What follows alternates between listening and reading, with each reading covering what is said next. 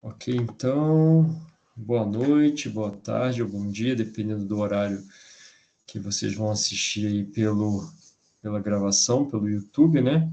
Esse link sempre é compartilhado via YouTube para que vocês possam assistir. Estava falando com o pessoal que a gente está encaminhando aqui para a agenda de número 3, e é sobre ela que eu vou falar nesse plantão de hoje, tá?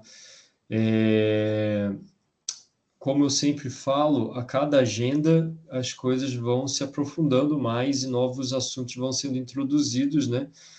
Deixando mais complexo e também enriquecendo aí para que vocês possam aprofundar o aprendizado de vocês, né, do inglês instrumental. A agenda de número 3 já se encontra aberta, lembrando sempre que se tratam de agendas quinzenais, como eu disse para o pessoal que está aqui no plantão ao vivo. Então, isso é muito importante de ter em mente para não perder os prazos, né, pessoal? Ter essa organização do tempo de maneira diferenciada na disciplina de inglês instrumental é essencial para que vocês não precisem recorrer à recuperação, mas, se caso seja necessário, saibam que em breve deve abrir as agendas de recuperação, se eu não me engano, a agenda 1 e 2, eu acho que após a agenda de número 4. Então, caso você tenha perdido, fique atento também aos prazos que vão ser estabelecidos e divulgados pelo quadro de aviso. Bom, dito isso, pessoal, vou iniciar o plantão de hoje. Pessoal que está aqui ao vivo, fique à vontade para me interromper, para perguntar, né? A gente tem visto ao longo dessas 3 agendas, na verdade dessas 2, agora a terceira, que muito do que a gente tem aprendido no inglês instrumental visa capacitar vocês para o mercado de trabalho, né? E a comunicação profissional, principalmente. Então, a gente iniciou ali com uma apresentação pessoal, aprofundou essa apresentação falando sobre origem, where are you from, era o tema da última agenda, de onde você é, que falava sobre a origem, né? Não só isso, mas esse ponto-chave ali. E hoje a gente vai trazer um novo tópico, né? Que vai ampliar, eu diria, a capacidade comunicativa. Que tópico é esse? A gente vai falar hoje do passado simples, né? Até o momento, a gente viu o presente simples, né? Óbvio que a gente viu um pouco do passado simples na última agenda, porque a última agenda tratava de viagem, então, inevitavelmente, tinha ali um pouco do passado, né? Por conta de narrar, de contar as viagens feitas aí, realizadas. Mas, efetivamente, nessa agenda de número 3, que a gente vai aprofundar esse tema do passado simples, analisando as estruturas que compõem esse tempo verbal. Já adianto que, em língua inglesa, a estrutura do passado é mais simples do que a estrutura da língua portuguesa.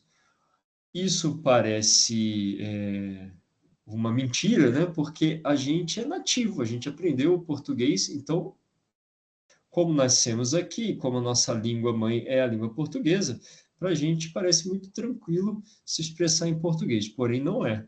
O português guarda uma complexidade muito grande, enquanto o inglês ele tem uma complexidade também, mas ele, comparado com o português, ele é mais simples, ele é uma língua muito mais direta, mais de organização mais lógica, é isso ou aquilo, ponto final, né?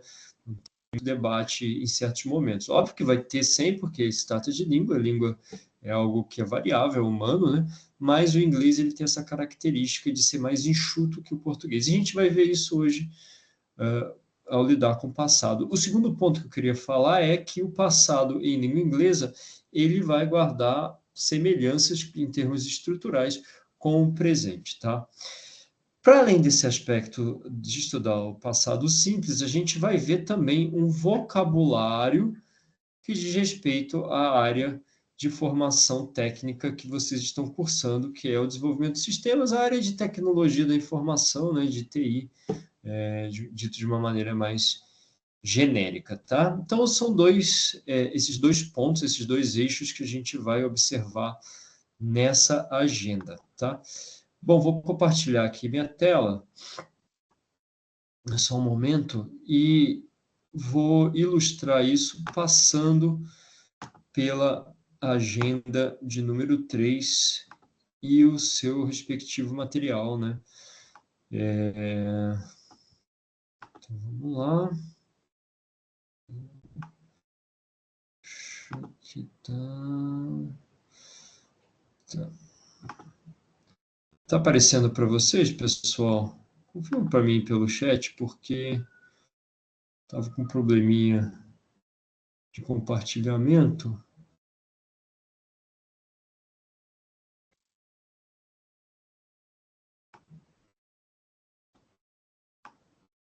Sim, então tá jóia. Obrigado, Maria. Então vamos lá, observando aqui o material, eu gosto sempre de iniciar aqui pelo título, e o título dessa agenda é What Happened, né? O que aconteceu, já indicando aqui o passado, né? Tá?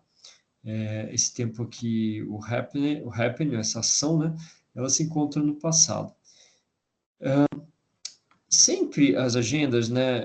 É interessante seguir aquela trilha de aprendizagem que vocês têm em todas as disciplinas, porque a trilha de aprendizagem vai contextualizar o assunto da agenda. E sempre aqui na agenda vai iniciar com essa contextualização que já foi abordada na trilha, né? E aqui nesse trechinho a gente vê um diálogo, um trecho do diálogo, né, que a Janet fala: My name is Janet Bennett, and I'm the chief of the Design and Ideas Department. Well, I studied technological information at a technical school in São Paulo, and I always wanted to be a game designer. Tem aqui algumas palavras grifadas e outras não que eu gostaria de destacar.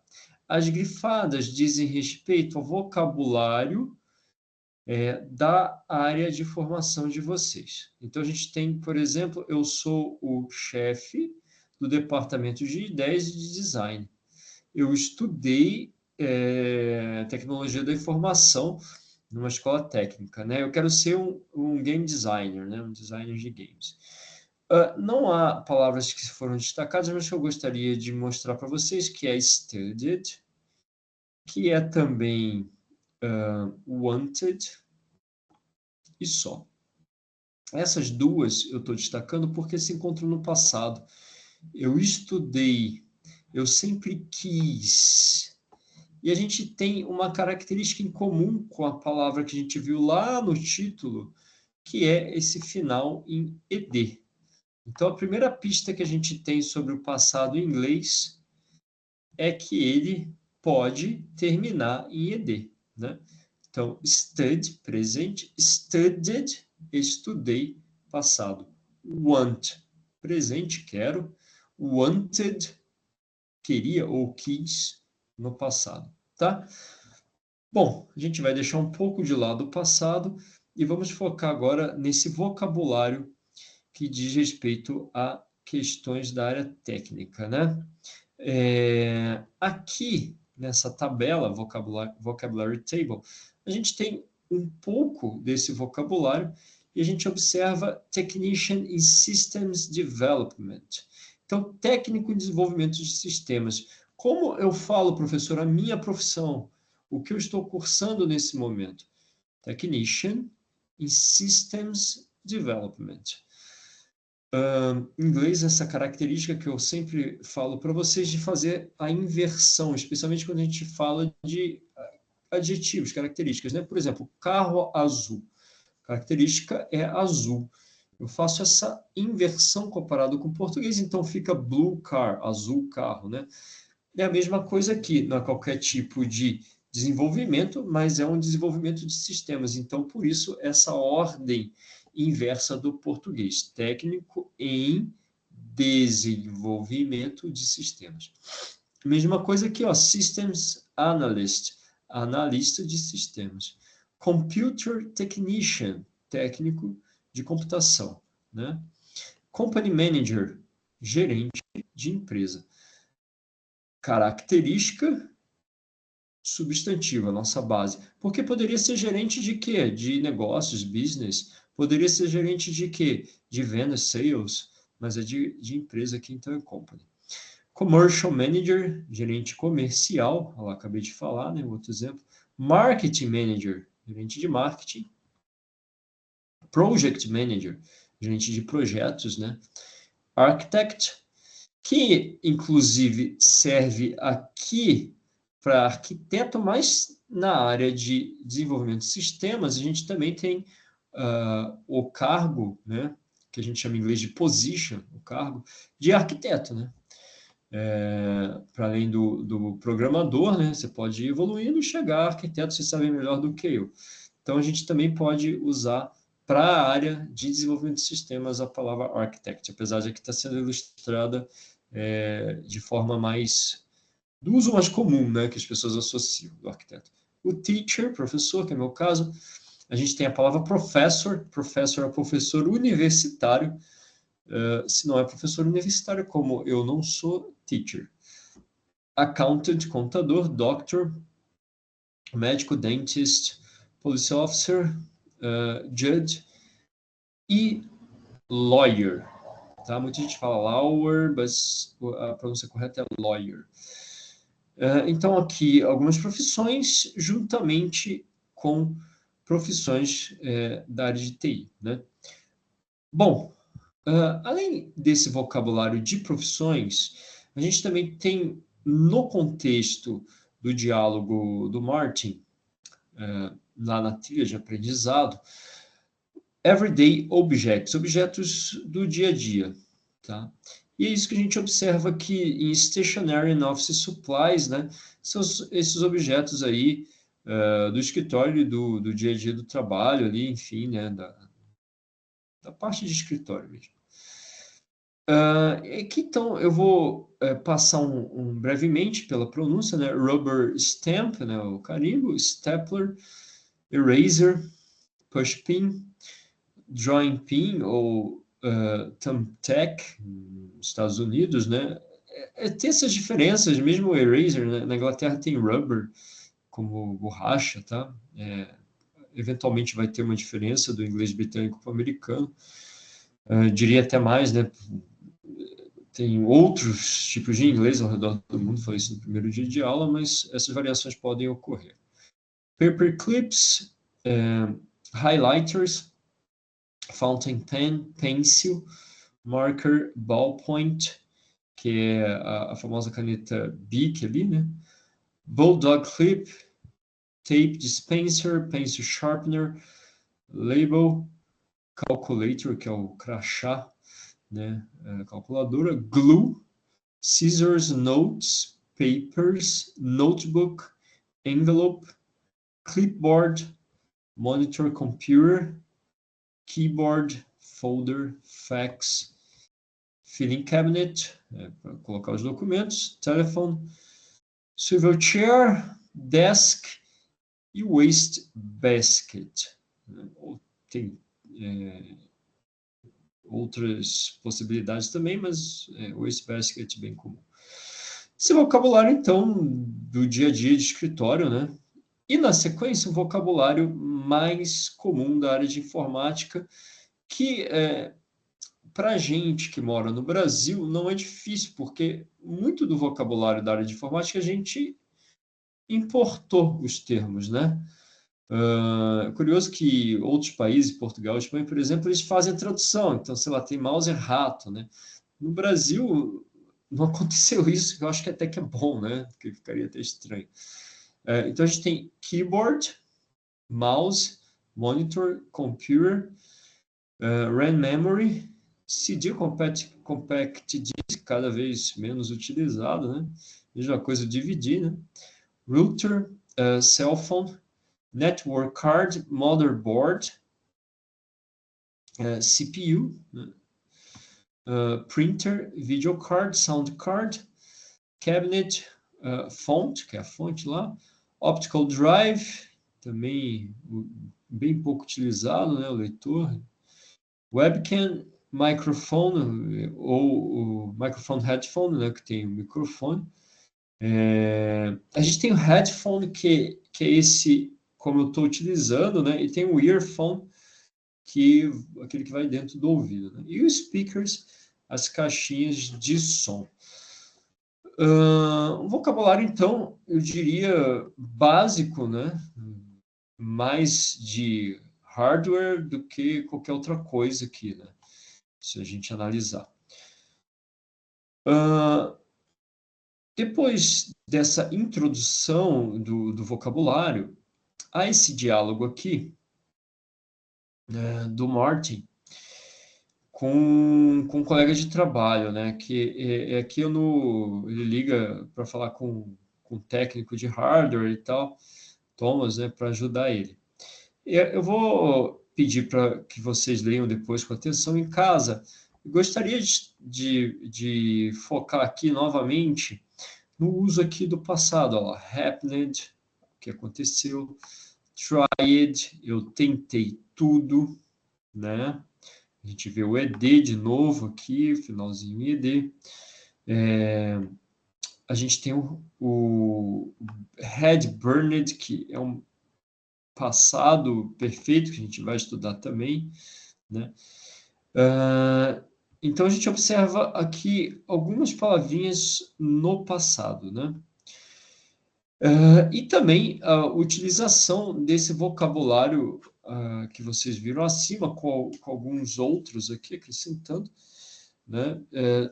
De hardware, tá? No final dessa agenda tem uma lista ali dos termos relacionados e depois vocês podem olhar e, enfim, até construir ali um vocabulário do que vocês desconhecem, anotar, passar por um bloco de notas, né? Vocês podem fazer isso com mais calma. Esse texto sobre a Blizzard Entertainment, eu diria para vocês, porque eu acho que dá para observar também que toda agenda tem algum texto, alguma coisa para que vocês tentem praticar de forma individual. Então, não vou traduzir. Tentem, depois, observarem o quanto vocês conseguem entender do texto sem utilizar tradutor. Eu acho que é um bom exercício, né? Em um segundo momento, talvez você possa consultar para ir checar se o que você entendeu bate ou não com a tradução. Mas eu acho que é um bom exercício tentar ver o que eu consigo compreender aqui. Consegui pegar um pouco, pegar mais o contexto geral. Não, já consegui pegar um pouco mais aqui de informações específicas, né? Entendi bem pouco. Eu acho que é um exercício interessante até para vocês observarem a evolução de vocês ao longo desse semestre que a gente está estudando a língua inglesa, né? Então, depois tente fazer esse exercício em casa. E agora, pessoal, eu começo a falar, por fim, do passado simples, né? Então, já vim destacando alguns usos aí, como foi o exemplo de triad. A gente percebeu que palavras terminadas com ed, de um modo geral, nem sempre, eu vou comentar sobre isso mais para frente, mas em 90% dos casos a gente está indicando o passado. Se no presente a gente tem try, tentar, experimentar, dependendo do contexto, aqui é tentar. No passado, tried, tentei. Acrescento o ed à palavra e transformo-a para o passado, né? Tá? Então, professor, significa que todas as palavras que estão no passado possuem ed? Ou seja, é só eu pegar a palavra, por exemplo, play, jogar, brincar, tocar, atuar, e acrescentar o ed, played, brinquei, joguei, atuei? É só fazer esse movimento? Infelizmente, não. A gente tem também alguns verbos que nós chamamos de irregulares. Esses que a gente acrescenta o ed, chamamos de regulares. Por que esse nome? Regular vem de ter um padrão, né? Algo que se mantém. Por exemplo, eu falo, a sua frequência foi irregular, ela se manteve, né? Irregular não tem um padrão, não tem uma regra, né? Regular também tem uma relação com regra. As palavras têm ali uma mesma correlação de origem. Então, regular, eu tenho qual padrão, qual regra? Aqui você está o ED. Irregular, como eu não tenho nenhuma regra, há uma mudança. Vamos ver isso na prática aqui, né? Olha só. Deixa eu ver. Quero mostrar um irregular. Peraí. Tá. Por exemplo, aqui, o went. O went é passado de go. Então, ele é irregular, né? Begin, passado dele é began. Do, passado é did. Lose é lost. Veja, não há uma regra. Há uma mudança de go virou went, de begin virou began, de do virou did, de lose virou lost. Diferentemente dos regulares, em que eu acrescento ed, nos irregulares não consigo seguir um padrão. Tá? Professor, significa que todos os irregulares são diferentes entre si? Mais ou menos. Por exemplo, buy vira bought. Buy, comprar, bought, comprei, comprar, ou comprava. Né? Fight vira fought. Né? Think, pensar, vira thought. Então, existe alguma semelhança em alguns grupos de verbos irregulares, né? Significa que todos eles são totalmente diferentes entre si. Mas não existe uma regra para que eu possa cravar e falar, é assim, ponto final, tá? Somente com os regulares, que é o caso aqui, ó. I loved, eu amei, né? Professor, como eu faço para passar isso para negativa? Olha só. I did not love, ou I didn't love. Eu acrescento didn't. Se no presente eu acrescentava o don't, aqui eu acrescento didn't. Lembra que eu falei no início do plantão de hoje que o passado tinha muita semelhança com o presente? É isso. Lá eu falava I don't love, eu não amo. Aqui eu falo I didn't love, eu não amei, ou eu não amava. Aqui colocou-se somente a tradução amei. Porém, é importante destacar que pode ser amei ou amava. Vai depender do contexto, tá? Por exemplo, I loved that movie. Eu amei aquele filme. I loved her for many years. Eu amei ela por muitos anos. I loved to go out. Eu amava sair aos fins de semana. Mas agora eu não amo mais. I loved to play games. Eu amava jogar jogos, mas agora eu não gosto mais. Então, pode ser tanto amei, que é algo mais pontual, uma ação pontual, ou algo que era um hábito que eu tinha, né? Amava, era uma coisa que era habitual, tá? Isso para todos os verbos no passado. Por exemplo, I played soccer, eu jogava futebol quando era criança, sei lá. Era um hábito. I played soccer yesterday, eu joguei futebol ontem. Não estou falando de um hábito, estou falando de algo pontual. Joguei ontem, acabou. Tá? Então, sempre pode ter essas duas traduções que em português tem dois sentidos. Por isso que eu falei na aula de hoje também no início. O inglês ele é mais enxuto. O português, ó, precisa de duas traduções. O inglês, uma só. Está resolvido. Então, na negativa, eu acrescento didn't. E uma coisa que a gente observa é que, se na afirmativa tinha o ed, aqui eu não preciso, né? Eu volto para a forma normal do meu verbo. Certo? Por quê, professor? Porque o didn't já indica passado. Eu não preciso indicar de novo. Já indiquei aqui, resolvido o meu problema. Não há nenhum tipo de mudança. Todas as pessoas, é só didn't e acabou. Na afirmativa, loved e acabou. Tá?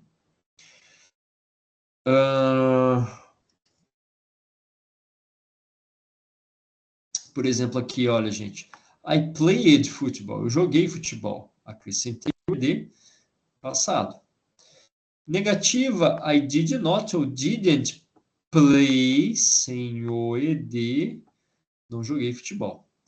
Interrogativa, professor, acrescento did aqui no início da frase, na frente do sujeito, na verdade, did you play? Tiro também o ED e pronto, fiz a minha pergunta. Né?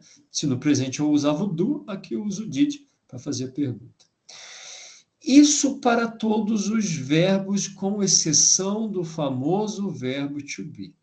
O verbo to be, ele vai ser was e were no passado.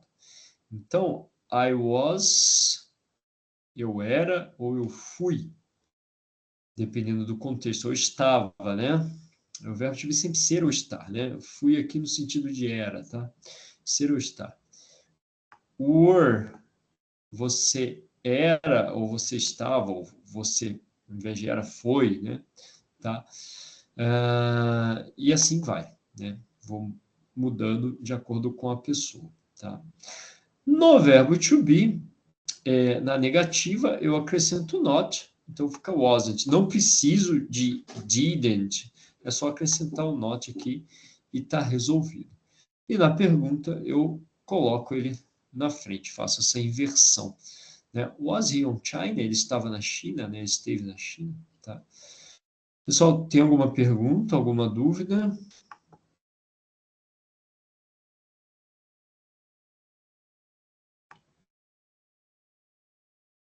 Eu vi aqui que o Lucas precisou sair. Tem que pôr meu serviço vai estar tão queimado que o fogo tem ido para lá. Nossa. Caramba. Bom,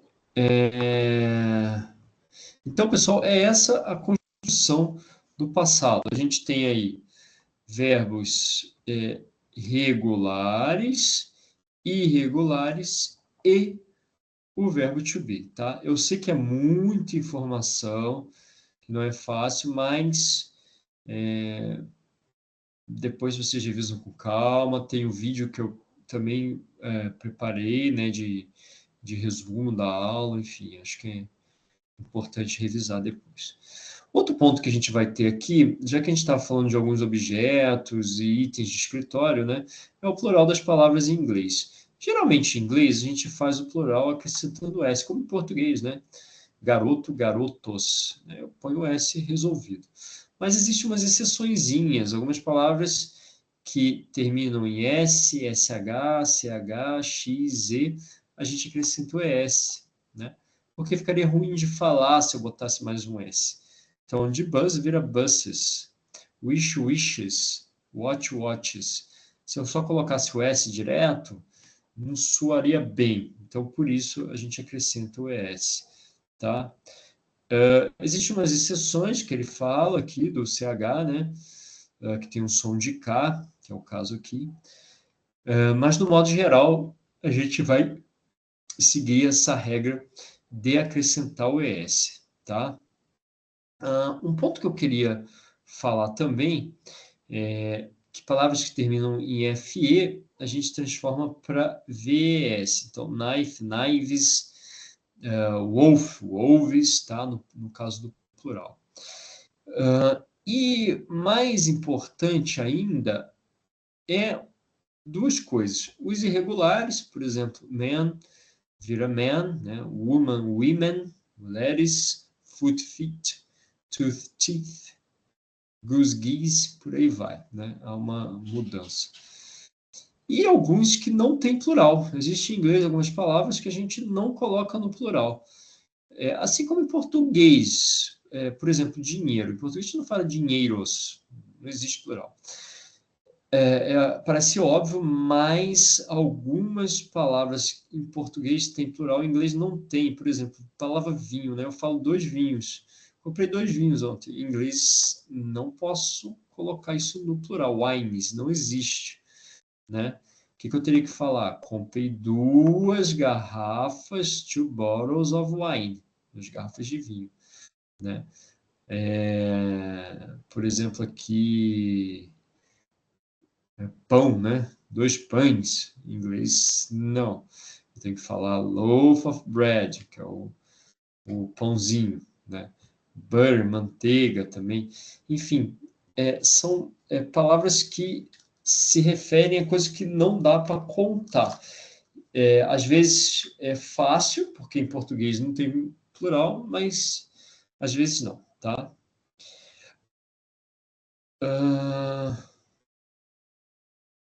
Bom, dúvida, pessoal, sobre essa parte da apostila? Alguma questão aqui sobre o conteúdo? Tudo certo?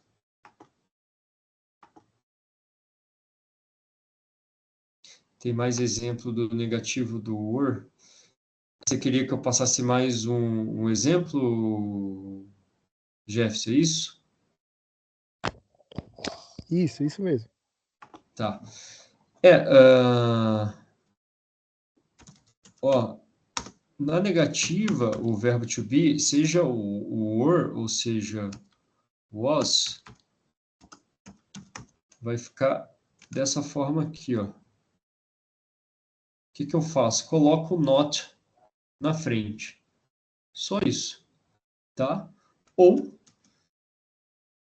se eu quiser, a forma abreviada, né? Weren't ou wasn't. E o que isso significa, né?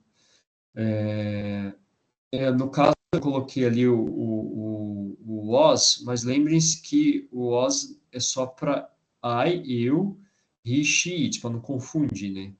Eu coloquei ali para ilustrar como a gente faz a negativa. Mas, então, sempre eu acrescento o not na frente, tá? Seja do were ou seja do was. Então, por exemplo, numa frase, ó, you were tired. Você estava cansado. Como eu faço a negativa disso daqui? You were not tired. Ou, se eu quiser, abreviar, weren't, né? Usa a forma abreviada. You weren't tired. Você não estava cansado, tá? Lembrando sempre que... Pode falar. E na interrogativa negativa, eu ia colocar o did antes. Não. Aí, vou Essa, aproveitar. Deixa eu abrir um arquivo de Word aqui para fazer uma revisão e ficar mais claro. Só um momento. Estou abrindo aqui, meio devagar aqui, mas eu digito direto no Word.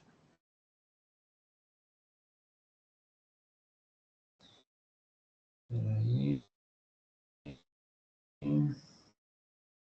Abriu para vocês aí?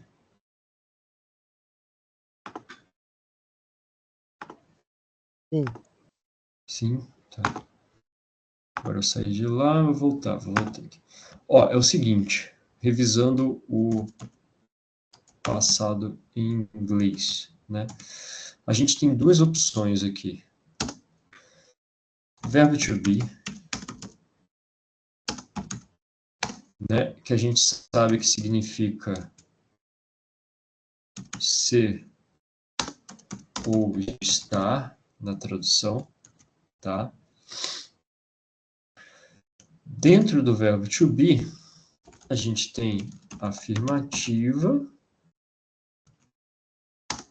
né? I was a teacher, por exemplo. Tradução, né? Eu era professor. Tá. Tem também o were que a gente viu hoje, né? Que vai depender da pessoa que eu estou me referindo. You were a teacher. Então, o que vai mudar de was para were? Só a pessoa de referência, né? Se eu estou falando I, eu, he, ele, she, ela, é sempre o was. Se for nós, você, vocês, eles, aí o were. Você era um professor, na tradução aqui. Então, isso na afirmativa, né? A gente usa no verbo to be, was ou were. Tá.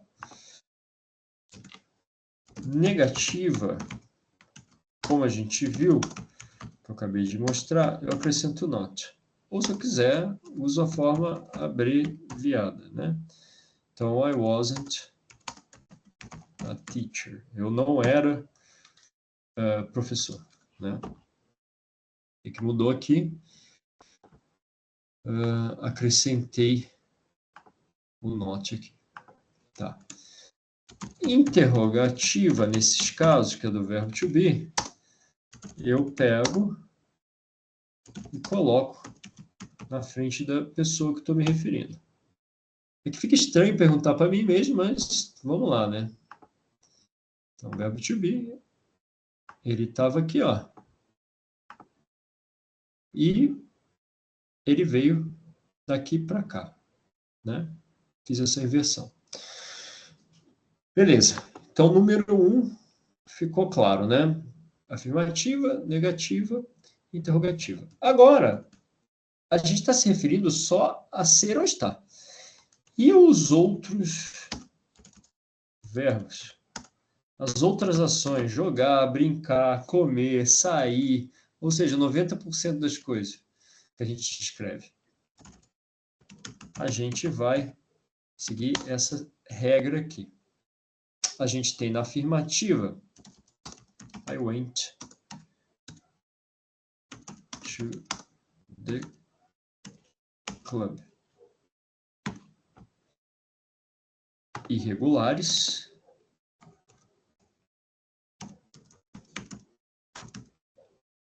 Que aqui é o passado de go, certo? Eu fui ao clube. Esse daqui é um exemplo de verbo irregular. E a gente tem os regulares. I played soccer. Certo? Eu joguei futebol. Regulares. Que são aqueles que a gente viu ao longo da aula de hoje, que terminam com with. Tá. Isso é na afirmativa. Irregulares, regulares. Negativa não tem diferença. Por quê? Seja regular ou irregular, eu acrescento didn't ou did not, se eu não quiser abreviar, e volta para o que era antes, né? Então, I didn't play soccer, tá? Então, aqui acrescentei o didn't e aqui também acrescentei o didn't. E voltou porque era antes, ó. Tirei o ed, voltou, tá vendo? Voltou, né? E nesse caso dos outros verbos, na interrogativa, eu coloco o did para fazer a pergunta. Então, did I go to the club? Did, seja regular ou irregular, tanto faz, não interessa. Did I play? Opa, play soccer, né? O que eu fiz aqui? Coloquei o que a gente chama de auxiliar, porque ele ajuda a fazer a pergunta e mostrar que está no passado, porque se fosse presente eu trocava pelo do, né? Ou does, dependendo da pessoa, mas aqui é passado, é didn't, tá? Então, veja, tem o verbo to be de um lado, com suas regras, do not aqui, dessa inversão, e todos os outros verbos do outro lado, que se dividem na afirmativa e irregulares, ou regulares, e na negativa e na interrogativa seguem essa regra do didn't e do did, tá? Ficou mais claro agora? Jefferson que perguntou, né?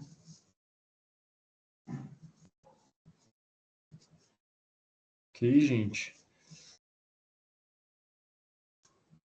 Basicamente é essa divisão. Verbo to be, outros verbos. Verbo to be com suas regras e os outros verbos com suas regras, tá? É que é muita informação, né? Então, às vezes fica meio baralhado. Mas eu acho que nesse esqueminha fica claro aqui essa divisão do verbo to be de um lado e dos outros verbos do outro, né? Tá? Alguém quer perguntar outra coisa? Tranquilo essa parte do passado agora? Tá. Seguindo mais um pouquinho, mas qualquer coisa vocês me interrompam aí, se surgir de novo alguma dúvida, né? Dito isso, para vocês aproveitarem e praticarem um pouco o passado, eu coloquei aqui no fórum o seguinte proposta de tema. Olá, alunos e alunas, né, como estão? Já que nessa agenda estamos estudando o passado simples, gostaria de propor uma pergunta para vocês praticarem esse tempo verbal tão importante. What was the biggest challenge you faced at school, work, or in your life in general? Então, qual foi o maior desafio que você encarou na escola, no trabalho, na sua vida, do modo geral? A ideia é que vocês compartilhem aqui, pode ser numa frase, como César fez aqui, por exemplo, ou um textinho, fique à vontade. Mas eu acho que se vocês tentarem responder, seja numa frase ou num texto um pouco maior, vai ficar claro essa utilização do passado. Vocês vão começar a perceber isso na prática, né? Poxa, aqui tem o... Como é que eu jogo isso aqui para o passado? Eu quero falar que eu fiz tal coisa. Como é que eu fiz tal coisa? Mesmo que você vá no tradutor pesquisar, não tem problema nenhum. Mas o legal é de você perceber o emprego disso na prática, né? Isso contextualizado em especial na sua vida, né? Que ainda faz mais sentido ainda.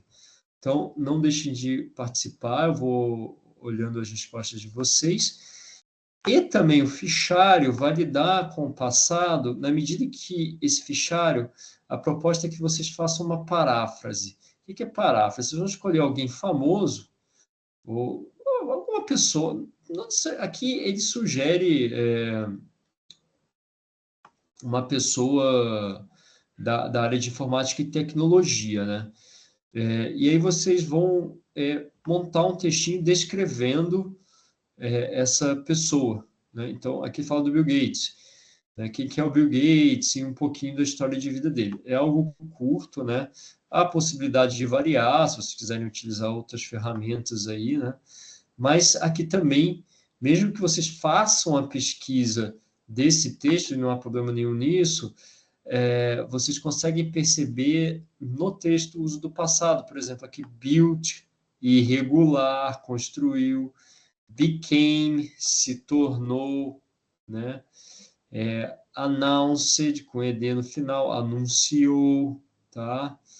Was, estava, olha lá, verbo to be. Então, dá para vocês perceberem na prática um pouco mais a utilização, né?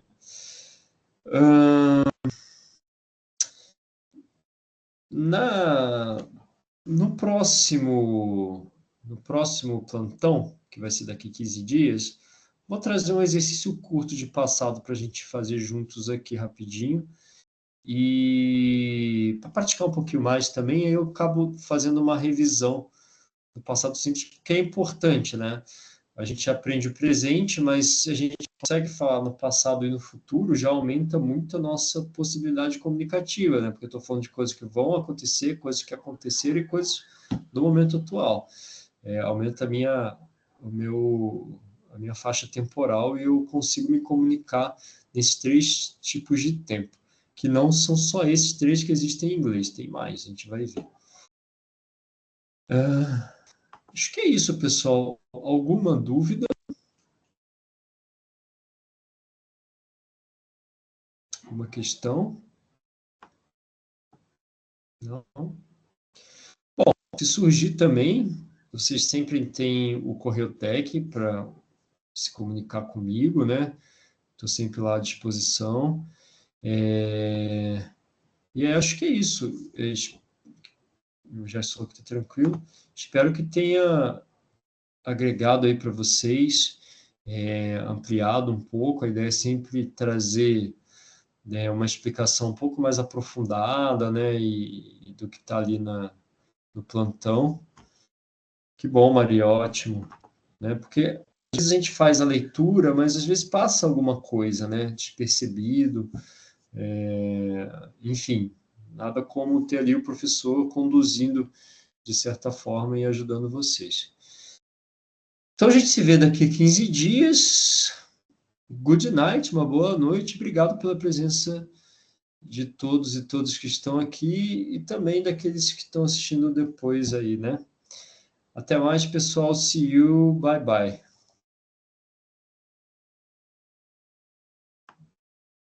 Good night. Good night.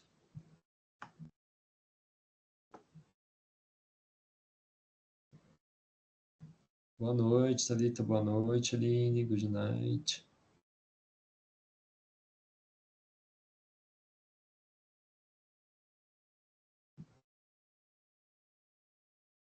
Boa noite, Gabriel.